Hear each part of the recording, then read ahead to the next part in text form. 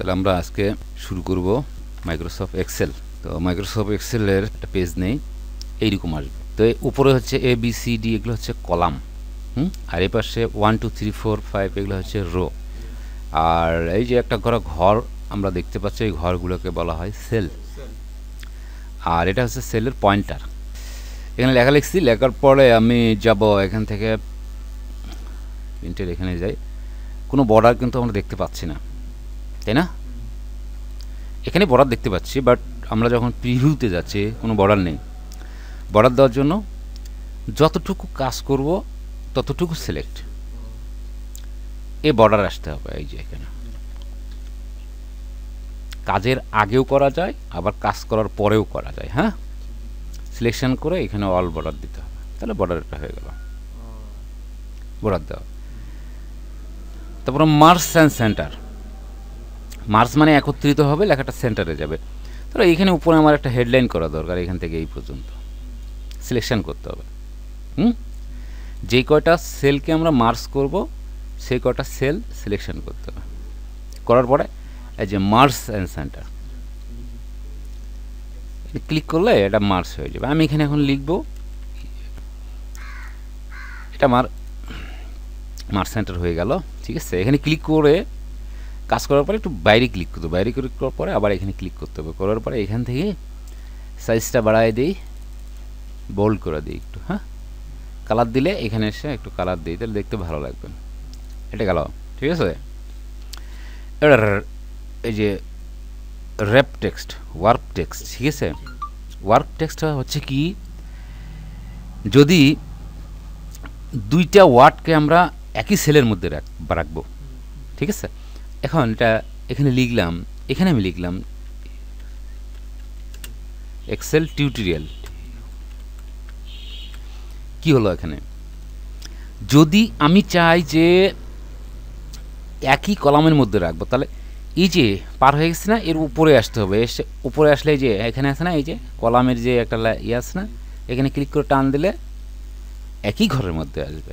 কিন্তু আমি সেটা চাচ্ছি না, আমি কি চাচ্ছি, এই অবস্থায় থাকবে, কিন্তু একই সেলের মধ্যে এক্সেল লেখাটা উপরে থাকবে, টিউটোরিয়াল লেখাটা নিচে থাকবে। তখন এখানে ক্লিক করে এই যে ওয়ার্ক টেক্সট, হ্যাঁ, এখানে ক্লিক করতে হবে। এই যে, ঠিক আছে। তাহলে উপরে এক্সেল থাকলো, নিচে থাকলো টিউটোরিয়াল। এটা এবারে সিরিয়াল নাম্বার করা। এখানে আমি লিখলাম সিরিয়াল নাম্বার। সিরিয়াল নাম্বার করার সময় 1 লিখতে হবে, নিচে এসে 2 লিখতে হবে। 1 2 লেখার পরে কি করতে হবে, এই 1 আর 2 সিলেকশন করতে হবে। এখানে সিলেকশনে একটা ঘর কিন্তু ফাঁকা থাকে, এভাবে টান দেবো, একটা ঘর সবসময় ফাঁকা দেবে, কিন্তু ওটাও সিলেকশন হয়েছে। এখন 1 আর 2 সিলেক্ট, মাঝখানে থেকে সিলেকশন করবো। হ্যাঁ, কর্নারে আসে না, এই কর্নারে আসলে চিকন প্লাস আসবে, চেপে ধরে টান দিব, এটাকে বলা হয় ড্রাগ করা। 1 2 3 চলে আসবে। আচ্ছা, আমি যদি চাই যে এখানে একটা সংখ্যা লিখে আমি সিরিয়াল নাম্বার করতে চাচ্ছি, তাহলে 1 লিখতে হবে। 2টা কিন্তু 2 ধরনের, এখানে ক্লিক করতে হবে। করার পরে কর্নারে আসতে হবে, একই সংখ্যা আসবে, কিন্তু একটা সংখ্যা ধরে যদি আমরা টান দিই 1 সংখ্যা আসবে।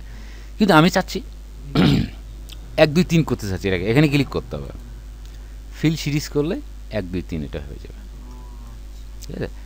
এই যে এইদিকে টান দেবো, এবারে এখান থেকে এইদিকে নিয়ে আসবো, এখানে এসে এই ফিল সিরিজ করে দেবো, গেল।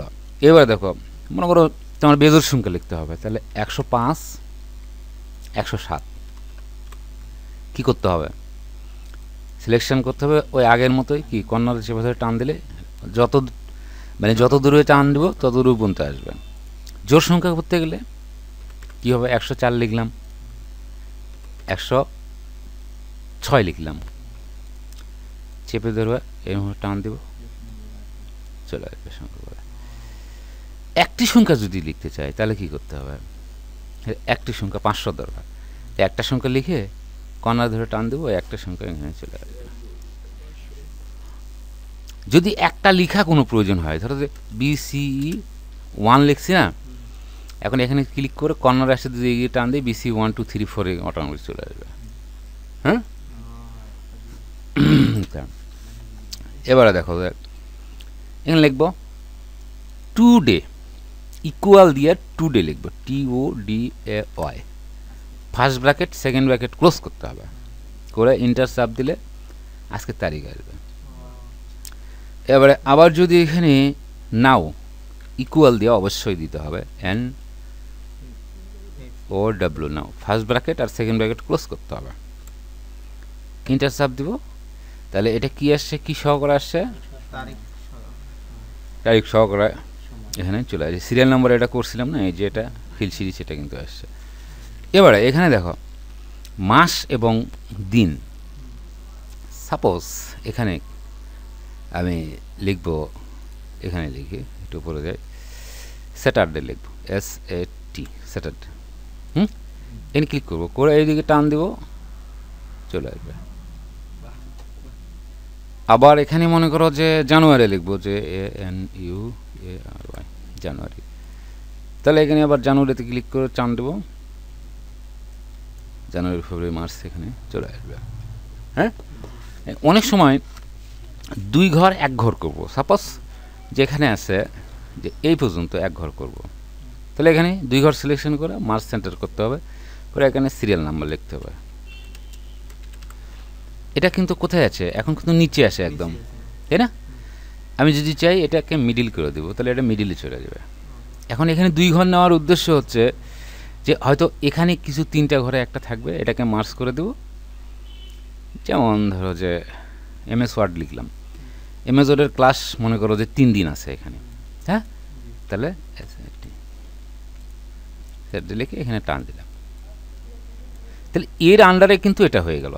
এই যে এখানে এসে আবার বর্ডার করে দিই, আল বর্ডার করে দিই, এই যে এটা উপরেরটা MS ওয়ার্ড একটা অংশ একটা ঘরে থাকলো, আর MS ওয়ার্ডের ক্লাস কী কী বার হয় সেটা এখানে থাকলো। পরবর্তী যদি চাই যে হ্যাঁ আরও তিনটে এক জায়গায় করবো, এটা কি MS এক্সেল, ও সরি মানে আগে ইয়া করে নেই, এই তিনটাকে একটা করব, ঠিক আছে, MS এক্সেল লিখব।